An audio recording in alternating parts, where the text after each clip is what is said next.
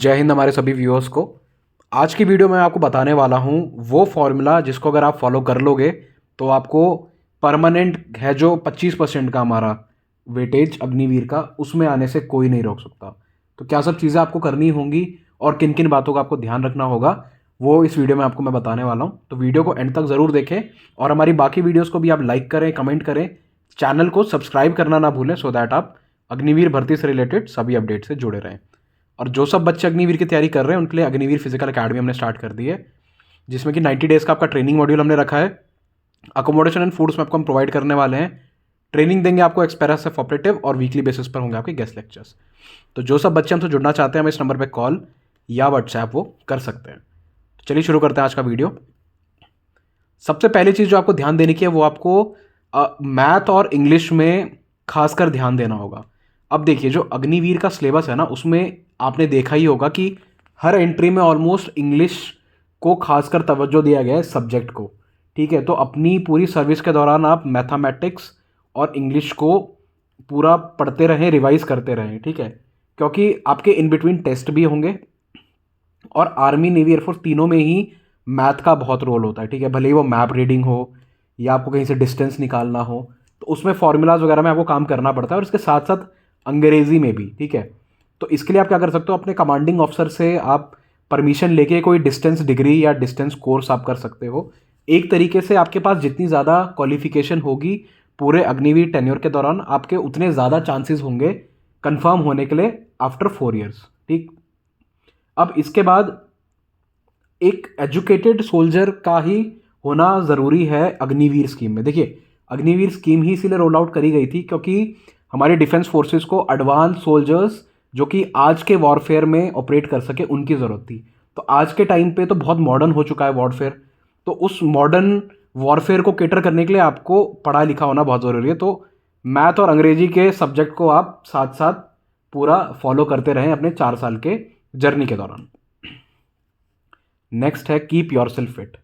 देखो एक defence soldier हो, एयरमैन हो या सेलर हो, उसका फिटनेस लेवल हमेशा A1 होना चाहिए। ठीक है, अब देखिए जो बच्चे आर्मी के लिए सेलेक्ट होंगे तो आर्मी में जो आपका ड्यूटी होता है उसमें आपको अलग से कुछ फिजिकल करने की ज़रूरत नहीं है। बट ये स्पेसिफिकली मैं नेवी और अग्निवीर वायु के कैंडिडेट्स के लिए कह रहा हूँ क्योंकि वहाँ पे टेक्निकल जॉब ज़्यादा होती है और आपको फिजिकल करने का ज़्यादा मौका नहीं मिलता। तो आप मेक श्योर करें कि आप अपनी ड्यूटी के बाद एटलीस्ट 1 से 1.5 घंटा अपनी बॉडी पे भी दें। ठीक है, आप फिजिकल वर्कआउट करें ताकि आप मोटे ना हो। ठीक है, फालतू फैट आपकी बॉडी पे ना हो क्योंकि अल्टीमेटली ये चीज़ें, छोटी छोटी चीज़ें बहुत फ़र्क डालने वाली हैं आपके कंफर्म होने में या ना कंफर्म होने में। ठीक है, तो दूसरा पॉइंट आपको फिट रखना है अपने आप को थ्रू आउट 4 ईयर्स। नेक्स्ट है अवॉइड इंजरीज। देखिए इंजरीज एक ऐसी चीज़ है जो कि फिट से फिट सोल्जर को भी पूरा आउट कर देता है डिफेंस फोर्सेस से। ठीक है, अगर आपको इंजरी हुई तो आप आ जाओगे लो मेडिकल कैटेगरी में, और लो मेडिकल कैटेगरी में आने का क्लियर कट मतलब है कि भाई ये बंदा हमारे किसी के काम का नहीं है अब। ठीक है, क्योंकि इसको अब मेडिकल इश्यूज़ हैं और हमें इसको अब मेडिकली ही केटर करते रहना पड़ेगा। तो अगर आप लो मेडिकल कैटेगरी में आते हो तो बॉस एक तरीके से आप समझो कि आपका अग्निवीर में कंफर्म होने का सपना वहीं रह जाएगा। तो आपको इंजरीज को अवॉइड करना है अपनी ड्यूटी के दौरान, और साथ साथ जैसे स्पोर्ट्स आप खेलते हो या वर्कआउट आप करोगे तो उस दौरान भी आपको बहुत ध्यान रखना है कि आप इंजर्ड ना हो। ठीक है, नेक्स्ट है कि अपने अगेंस्ट कोई डिसिप्लिनरी एक्शन आप ना होने दें। अब देखो डिसिप्लिनरी एक्शन तब होता है जब आप कुछ गलत काम करते हुए पकड़े जाते हो, है ना। और उस टाइम पे क्या होता है, आर्मी में तो ACR होती है, वैसे तो तीनों में ही ACR होती है, नेवी, एयरफोर्स और आर्मी में। ठीक है, जिसमें कि आपका रिकॉर्ड लिखा जाता है कि आप कैसे परफॉर्म करा आपने पिछले 1 साल में। ठीक, अब वो ACR कौन भरता है, ACR आपका सीनियर भरता है। ठीक है, तो सीनियर भी मतलब आपके ऊपर प्रॉपर नज़र रखे हुए हैं। तो आपको ये सब चीज़ें फॉलो करनी है ताकि आपको आपके ऊपर डिसिप्लिनरी एक्शन ना हो। सबसे पहली चीज़ आपको ध्यान रखनी है कि आप अच्छे से ड्रेसअप हो, डेली बेसिस पे आप अच्छे से अपनी वर्दी को पहने, प्रॉपर आयरन करके पहने, जहाँ पर जो बैच होना चाहिए वहाँ पर आप उसको लगाएं और नीट एंड क्लीन रखें अपनी वर्दी को। दूसरा, hair cut and shave, proper shave रखें, अपना ग्रूम्ड रखें अपने आप को बेसिकली, ड्यूटी पर लेट ना पहुँचे। अगला है कैंटोनमेंट में या कैंटोनमेंट के बाहर आप हेलमेट पहन के चले और ट्रैफिक रूल्स का ध्यान दें, क्योंकि अगर आप कैंटोनमेंट के अंदर हो तो भी आप पे नज़र रखी जा रही है CMP द्वारा, और बाहर हो तब तो और ज़्यादा नज़र है कि भाई फौजी ने रूल तोड़ा है तो डेफिनेटली वो आपके अगेंस्ट जाने वाला है। तो ट्रैफिक रूल्स का आप फॉलो करना है। देन साइबर सिक्योरिटी लॉज को आप अडेयर करो।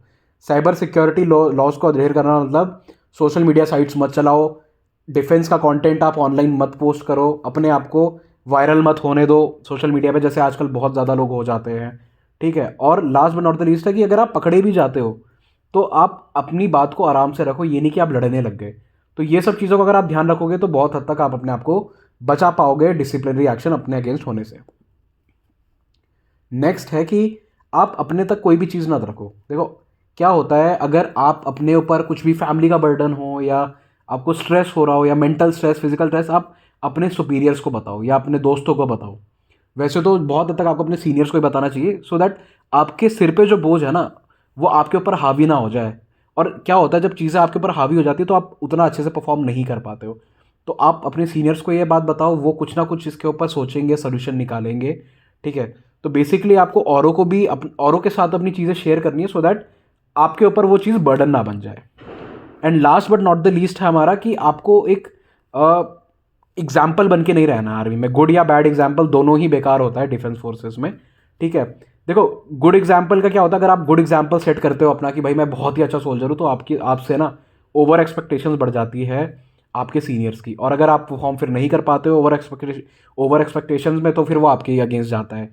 और अगर आप बैड सोल्जर हो तो बैड सोल्जर तो वैसे ही आपको पता है कि आपके अगेंस्ट जाना ही जाना है। तो आप नॉर्मल कैंडिडेट रहें, एक ना ज़्यादा अच्छा ना ज़्यादा बुरा, बस। ठीक है, अगर आप ये सब 6 बातों का ध्यान रख लोगे तो डेफिनेटली आपको 25% परमानेंट अग्निवीर के जो स्लॉट है उसमें आने से कोई नहीं रह सकता।